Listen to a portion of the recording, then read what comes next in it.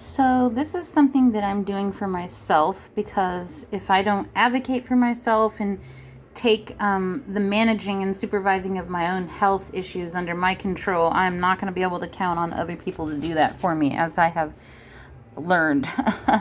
Whether that be from my family helping me in the middle of a medical crisis, or whether that be nurses and doctors and specialists and all this. None of them are going to point me in the right direction. They're all just going to largely neglect me and give me all the prescriptions. So, what I'm trying to do now that I've been on treatment and I'm improving is the only way to truly find out if I'm in remission is to try to knock down my use of prescription drugs. So I have requested my IVIG infusions to be reduced from 80 grams a month to 40 grams a month, and eventually we're going to phase that out as well. I went from 40 milligrams of prednisone down to 15 milligrams, and I no longer need the Bactrim antibiotic. So that's reducing, and the goal is to get completely off the prednisone. The baclofen is my muscle relaxer. I would like to eventually get that off there. That will probably be the last thing to go off once I'm able to move my body better and prevent, getting stiff and achy and painful all over. The mycophenolate is really to use to replace the prednisone to make sure that my immune system stays down and from attacking me. I don't know if they want me to stay on that forever or if I'm going to eventually be able to taper off that. Hopefully I will. The supplements, I've been known to have severe vitamin D deficiency. I've also had very consistent potassium deficiency. So I've got supplements for those. Now people might say, well, just eat healthier. Okay, well, the amount of food that I would need to eat to get those levels up and to not remain deficient will actually cost me more with the cost of and the inflation of food costs will cost me more to buy all that produce and all that natural organic stuff because I can't do the processed stuff, can't have things that are GMO or have pesticides and herbicides used on and all that. I have to get organic, good food, which costs more. So it's actually cheaper for me to use the supplements, just for those who know. Then the quercetin and bromelain is, I have allergy issues a lot. I live in Illinois, so a lot of farmland around here.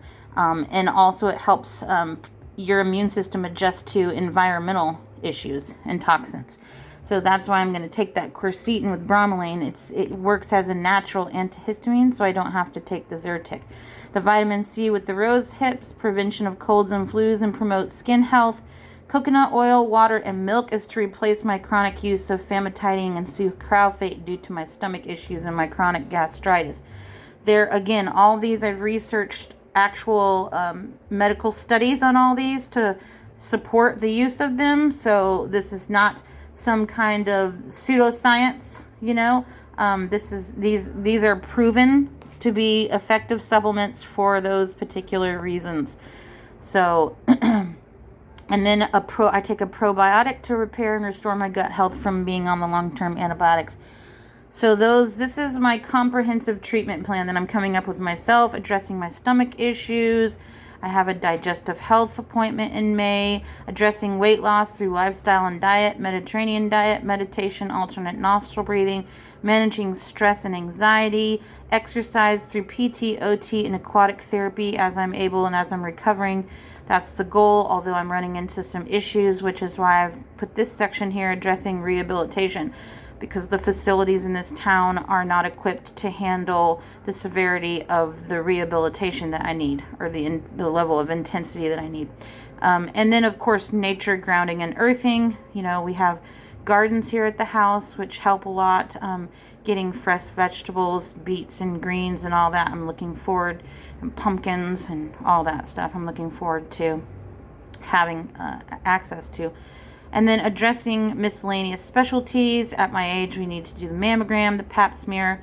I've had my eye exams because when you're on prednisone, you can get cataracts and glaucoma and all this other stuff. Dental work and anesthesia. I have periodontitis and I need to deal with calculus buildup on my teeth.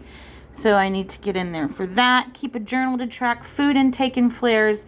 Do my regular blood lab monitoring to make sure that I'm not regressing, that I'm not having infections, and that my immune system is doing okay, and my CK level is normalized, which it has been. And then also I want to look into getting an actual advanced micronutrient and mineral deficiency test. I know, like I said, I know I'm deficient in potassium and vitamin D3, but I'm not sure about any of the others.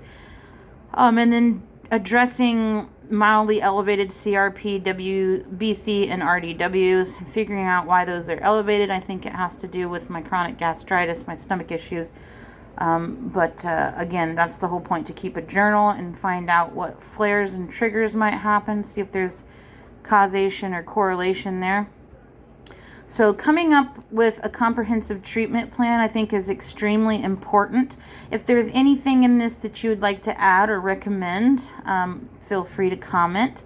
But I just think this is a good idea to help manage your own health care and present these documents with your healthcare team. The sad aspect of this is that our doctors are going to try to band-aid and mask a lot of the underlying causes by giving us prescription drugs to deal with symptoms rather than focusing on nutrition and lifestyle and stuff. So that's where I'm going for now. And again, all of this is backed up with actual medical research. You can type in any of these keywords and find actual medical research studies that back up these particular supplements. So, anyway, I just wanted to give an update. That's where I'm at right now. I am feeling better right now. I still have the chest heaviness and pressure, but that's from the imbalance of muscles that I have in my chest, where I've lost muscles in some areas and I have muscles in others, and it creates this imbalance where I'm having to hold my upper body up and keep better posture, and it's hard when your upper body is so weak. I'm having to get modifications done on my wheelchair because the back was not done correctly, which is a whole other subject. So there's things that I'm trying to deal with. And obviously I have 2 teenagers and a house to manage and bills to manage and all this other stuff, and springtime and outdoor stuff. And so it's just, yeah, I'm just trying to stay busy and stay proactive about things. Taking initiative and getting ahead of things, and can't prevent everything, but trying to think of everything I can in order to get myself better, at least to the best that I can be. I'm still in the wheelchair, still can't stand and walk, but I am able to push up on my arms and push up on my feet and raise my butt and thighs up all the way off. I can raise my butt and thighs up all the way, except for my thighs, the front part of my thighs still touch.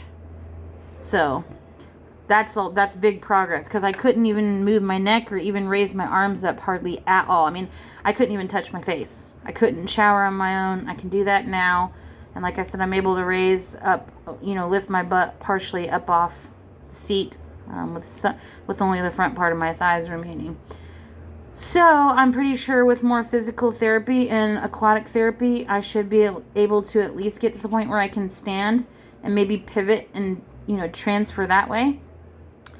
As far as walking, I'm not sure how that's going to go. As long as we keep my autoimmune disease under control, I don't have a disease of the muscles. It's just the autoimmune disease has attacked my muscles. So it's just a matter of rehabilitating myself and getting myself back up healthy again, to where I can hopefully walk safely. But one thing I don't want to do is go back to how things were before this happened, where I was still able to walk, but I was really weak already from the first onset I had when I was 22 that left me severely disabled. But I walked funny, and I was unstable, and I had a lot of falls, and I always had to watch my feet everywhere we went to make sure I didn't fall, and I couldn't really enjoy myself. So if that's how that's going to be, then I'd rather just be in a wheelchair. As long as I can move myself around and reposition myself and everything, that should be able to prevent bed sores. And as long as I'm staying active and doing exercises, whether that's in my chair and physical therapy, aquatic therapy, whatever, I should be able to live a full life in this condition. So that's the hope. So anyway, yeah, that's just an update for me. And yeah, till next time. Thanks for listening.